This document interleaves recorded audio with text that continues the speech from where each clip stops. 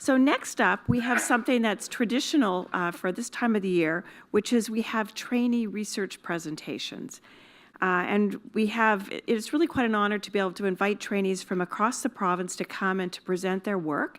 And so it's interesting because they're going to explain what they've been doing in 3 minutes.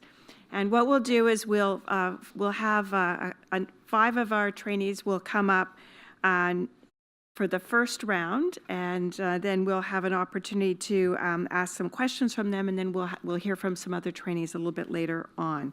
So there'll be 10 trainees in all who are presenting today. As I say, it'll be in 2 rounds, and in between rounds, we're going to have a break with some snacks and things like that upstairs, so you have a chance to stretch, and of course to talk to the presenters and to ask and enter into discussion. So can I have the first 5 trainees come up now? And maybe, since it's sort of going to be fairly quick, if you can sort of get ready along the side, that would be wonderful. And to start off, I'd like to invite our first presenter, who's here today from York University, Stephanie Raposo. Welcome. Thank you. People don't typically like to think of close relationships in exchange terms, but in reality, romantic partners often do reciprocate favors, and sex may be included as one of the benefits that partners exchange. Today, I'll be talking about whether trading sex for resources is associated with relationship and sexual satisfaction. Sexual economics theory applies principles of economics to sexual relationships, and it implies that in the dating community, so for single people or those in new relationships, romantic partners often trade sex for resources. A highly controversial aspect of this theory is that this process is seen as completely gendered, where women are valued for sex and men are valued for resources. In my work, I wanted to examine whether people endorse principles of sexual economics in established relationships rather than new relationships, and what this might mean for couple satisfaction. Consider the example of a fictitious couple who are in a long-term relationship. Let's call them Nigel and Naomi. Nigel does something nice for Naomi, such as a favor around the house, and Naomi decides to engage in sex with Nigel to repay him for this act. Now, although this type of sexual exchange might have some benefits, especially if partners are on the same page, I'll also present findings today that suggest that chronically endorsing principles of sexual economics can make intimate relationships feel more like a business transaction, and this could ultimately lead to lower satisfaction. To test this question, we conducted a 3-part dyadic experience study for 21 consecutive days with 122 mixed-sex couples. First, we tested whether a person's general orientation towards sexual economics principles was associated with their own, as well as their partner's general feelings of relationship and sexual satisfaction. Some examples of sexual economics include, I do nice things for my partner in the hopes of having sex, and I see sex as something that I can exchange with my partner for other things that I want in the relationship. Our results suggest that when women tend to endorse sexual economics principles in the relationship in general, they report feeling less sexually satisfied, and both they and their partner feel less satisfied in the relationship. Next, we tested whether having sex for exchange reasons was associated with daily relationship and sexual satisfaction. We found that for specific sexual encounters, when women have sex for exchange reasons, they report lower relationship and sexual satisfaction, but the key here is unless their partner also endorsed these ideas. Lastly, we tested whether partners endorse sexual economics principles more chronically over the course of the daily experience study and what this might mean for relationship satisfaction 3 months later. So we found that having sex for exchange reasons was associated with decreases in relationship satisfaction from background to the 3-month follow-up. So overall, our findings from this study suggest that having sex for exchange reasons has negative consequences for satisfaction, especially for women. However, on a specific day, if both partners endorse these principles, women report higher satisfaction. Thank you to my collaborators on this work, Dr. Amy Muse, Dr. Emily Pett, and Dr. Cheryl Harasimchuk, and thank you very much for your time.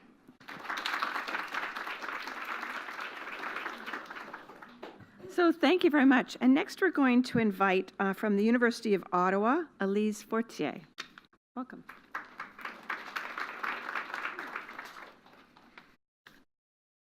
Thank you so much for having us here today. I'm going to be talking about our study exploring the use and acceptability of a self-screening STI tool.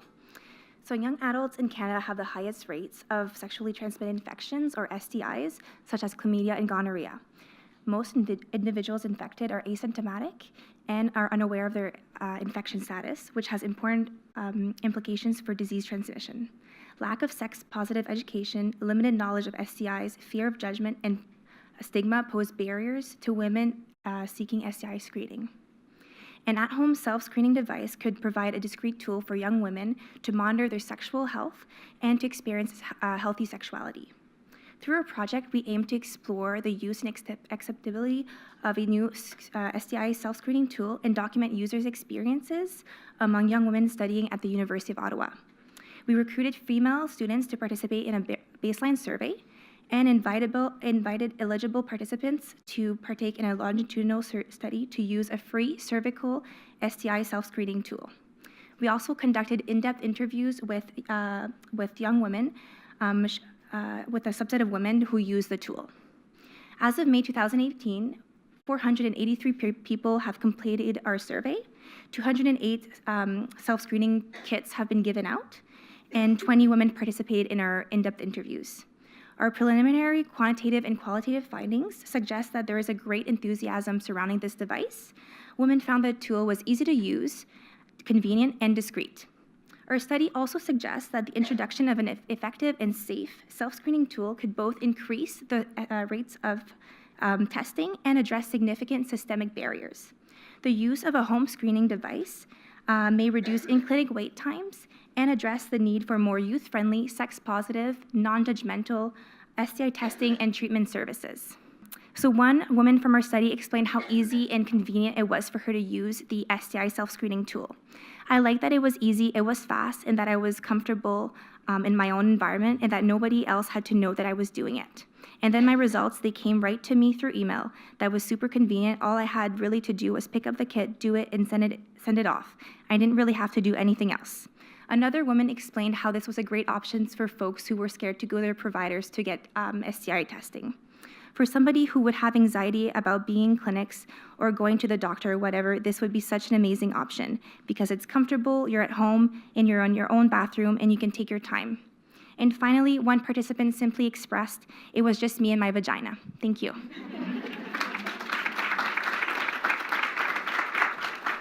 So thank you, Elise. So next, we're going to have a presenter from University of Windsor, Tanya Samardzic.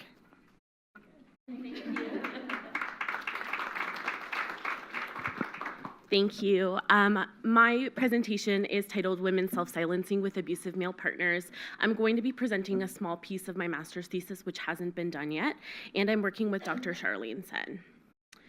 So intimate partner violence is any sort of behavior that causes psychological, physical, or sexual harm by an intimate partner. And we know that, according to research, women under the age of 25 are at particular risk.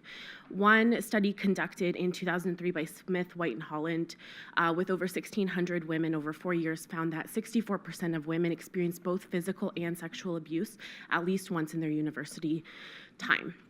So women live in an androcentric or male-centered society, one where they're severely disadvantaged.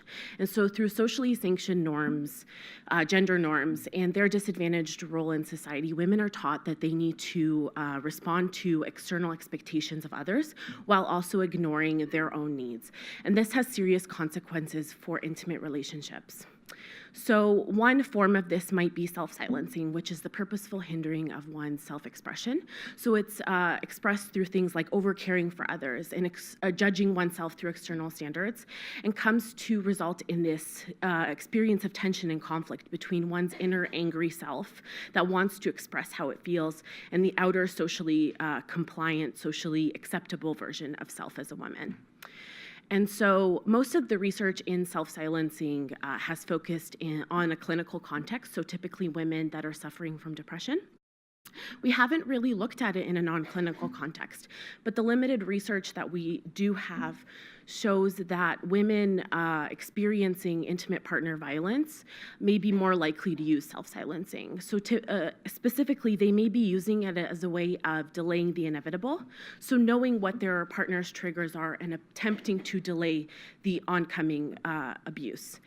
And so our study will be I think, the first to establish this in a non-clinical context. So we will be looking at 250 women from both the University of Windsor and the community at large to try to find whether women who are experiencing intimate partner abuse by an intimate male partner experience more self-silencing. And if we do find this, we plan to investigate the mediating and moderating effects of self-silencing in the context of IPV with other important relationship processes. And so the current interventions for self-silencing women really point to assertiveness training, but that really ignores women's experiences and their social context.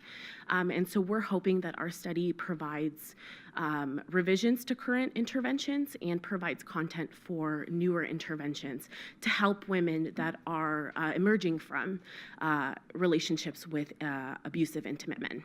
Thank you so much.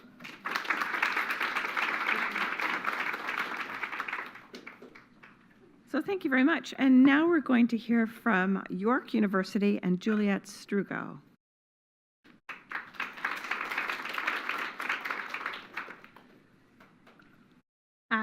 Dating in the big city can be tough. Everyone's so busy with their routines and looking down at their phones that it can be hard to meet people in the traditional way. So many people have started meeting romantic partners through dating apps like Tinder. Since its launch in 2012, Tinder has grown tremendously in popularity. 14% of single people from a nationally representative sample in the States report using Tinder, with the users being primarily 18 to 24 years old. So the way that Tinder works is that you're shown profiles of other users around you, and they typically have a couple of pictures and a short description. And based on that information, you can choose to swipe right if you're interested with the heart, or swipe left if you're not interested. And then if both people are interested in each other, then Tinder matches them up and they can start chatting.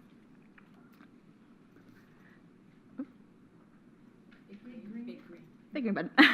So people vary greatly in the goals that they have for using Tinder. So take these two single Tinder users, Jackie and Jill. Jackie, in the green, is using Tinder to connect with others and form and experience cool and interesting new experiences, whereas Jill, in the pink, tries to avoid negative experiences and negative social interactions with others. So research on approach and avoidance social motivation has been successfully used to understand more about sexuality, romantic experiences, and interpersonal relationships. Approach goals are those goals that direct people towards the potential for positive outcomes. So, for example, Jackie's desire to connect with others and share those positive experiences. And in relationships, people who demonstrate approach goals are often more successful in their social interactions and experience more satisfaction. On the other hand, avoidance goals are those goals that direct people away from the potential for negative outcomes, like Jill's goal to avoid rejection on Tinder. Despite this, people who exhibit those avoidance goals don't actually experience less of those outcomes that they're seeking to avoid, and actually experience less satisfaction and feel more lonely in their relationships. So based on the existing work in this area, we believe that people's motivations for going on Tinder would have an important impact in understanding their dating success. So to look at this, we recruited 411 single Tinder users, fairly evenly split among men and women. And our results showed that approach goals were significantly associated with higher feelings of perceived dating success. So this would include items endorsing items like that they were satisfied with their dating life on Tinder and that they thought that other people perceived their profile positively, and in general initiated more conversations with their matches. They also reported going on more dates and more second dates with their Tinder matches. On the other side, we didn't see this with avoidance goals. They actually reported going on less second dates with their Tinder matches. So in the future, we're hoping to look at this longitudinally and experimentally to learn more about the relationship that exists here. So in sum, Tinder allows people to meet with others around them that they wouldn't have otherwise met. And so one of the great benefits of Tinder is the possibility to connect with others. But there's also the risk of rejection. So the findings from this study provide some initial evidence that the way that people approach these opportunities and avoid the potential outcomes have implications for the dating experiences. I just want to thank my supervisor and thank you all for listening.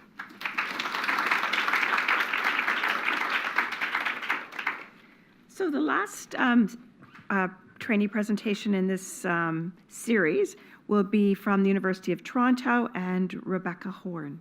Welcome.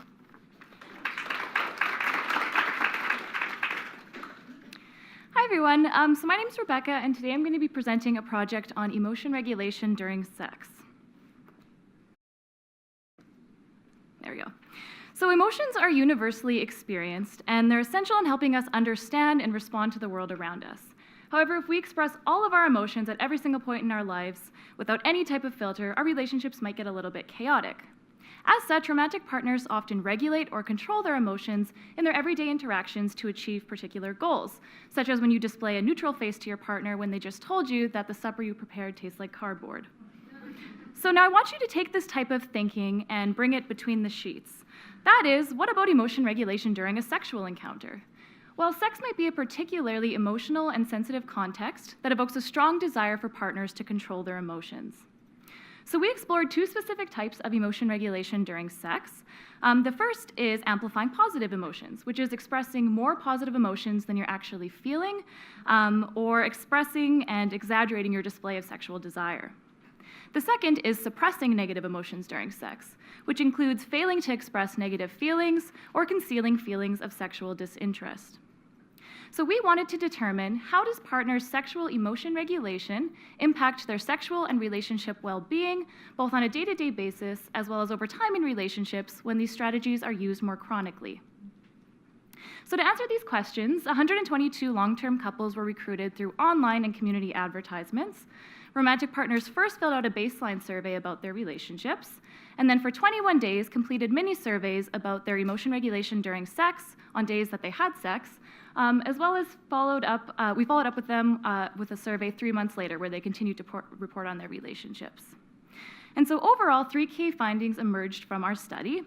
First is that men and women engaged in similar levels of emotion regulation during sex. Gender differences emerged, however, on the daily level.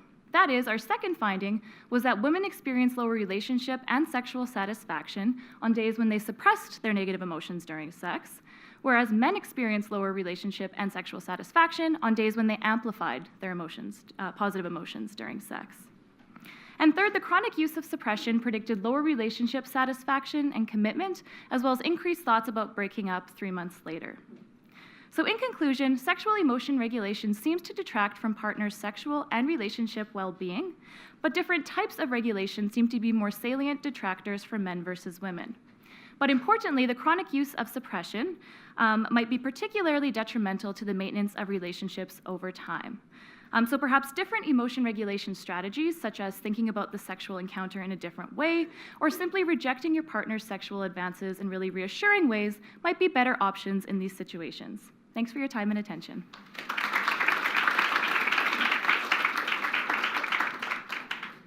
So thank you. Now, can I have all the presenters come up here and join me?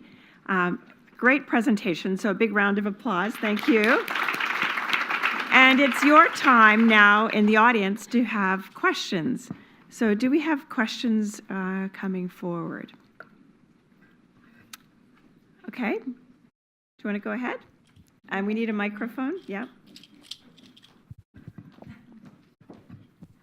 Those were great, thank you. And excellent sharing of information under very tight time restrictions. You did a great job. So thank you very much. I have a question actually that's similar, both about exchange and relationships and about emotional regulation, which is, how do those aspects that you've each investigated, how are they expressed at other times in the relationship? So is there an element of exchange across the relationship, and is it more frequent, and did you investigate that? And the same thing with the emotional suppression or amplification approach, avoidance pieces, other language, were those also expressed in other places, times, and elements in the relationship? So kind of a similar piece for both of you. Come on up. Well, in my research, we don't really have data that would speak exactly to that, so when exactly they would engage in these types of exchanges. But we have found from previous research that resources in relationships are substitutable. So a sexual favor may be traded with other non-sexual things like material gifts, expressions of love and affection, and other types of support. And this can happen throughout the duration of the relationship at any point, and they're quite often. So that would be my response to your question. And I don't know if Rebecca... Yeah, great question. So emotion regulation is something that happens throughout our relationships, every type of relationship, not just intimate relationships, but even in relationships in our workplace and things like that. So I can say, though, from relationships research that especially the chronic use of suppressing negative emotions, tends to have negative outcomes across all different contexts and relationships. So people tend to be less satisfied in their relationships. They report feeling less close to others, having difficulties with friendships with other people. So it's particularly when you suppress the emotions you're actually feeling and you start to feel disconnected from yourself, is when that tends to be pretty bad for relationships. Although I can say, like in a job setting, for example, sometimes suppressing your negative emotions maybe to a boss might be a beneficial thing if you want to keep your job. So it kind of depends on the context, the relationship context, but overall, these suppression types of behaviors tend to be negative in relationships. Yeah. Thank you. Other questions? Yes. My question is for Tanya. You had talked about the assertiveness training not taking into account the social context that women are socialized into. So what might an approach that takes that into account look like in terms of I mean, I recognize self-silencing behavior even in my own in relationships. As soon as you learn a word, it's just like, oh, I've been doing that. Yeah. Right. So how does that? I mean, what does it look like, and how do you take into account things that, sometimes we self-silence for safety, right? So what does an Absolutely. approach that takes that into account look like? So thank you for your question. I really appreciate it. So unfortunately, there isn't much. We don't really know, unfortunately. So the assertiveness training, what it doesn't include is awareness of the different backgrounds that they're coming from, the abuse. That's the big one. The fact that the self-silencing might be. So what I'm looking at is that it might be for safety. They're doing it. It's not as a way of preventing the abuse. It's not a foolproof method. It's just something to get them through a little bit longer until they can. So what I hope to do is to answer that question. Unfortunately, I don't have a hard and fast answer for you. I just think more awareness of women's experiences and what they've been through from a multidimensional perspective. So the abuse, the self-silencing, other sort of pieces, gender, to sort of create a more holistic intervention. But unfortunately, I don't have an answer because we don't know. So get back to me in a few years. Thank you. Thank you. So while you're getting your other questions ready, I have a question especially related to the Tinder project, which I found very interesting, and also the home testing kind of idea. Whenever you do research, there's always sort of challenges that you hadn't really expected, or maybe things that you found out that you didn't really expect or whatever. Can maybe you start off conversations in, any of you have that kind of experience? Things that you might not have expected or unexpected challenges that came forward when you were trying to do your project? So just with the self-screening tools, we had a few challenges when it came to the label. So folks, once they took their sample, they could just put it in a mailbox and send it to the lab. But what we didn't realize is that our labels for, I think, 150 kids were actually expired. And so we had to send people all new labels, and so that was a challenge that we experienced. But folks were so nice and were so happy to be part of the study that they were more than happy to change their labels on their kids. One part of the research that I didn't really go into detail was that we asked participants to actually send us their profiles for a different line of research. And one part that we didn't really, that was a little bit more complicated than we thought, was actually getting people to send the pictures in exactly the way we wanted them.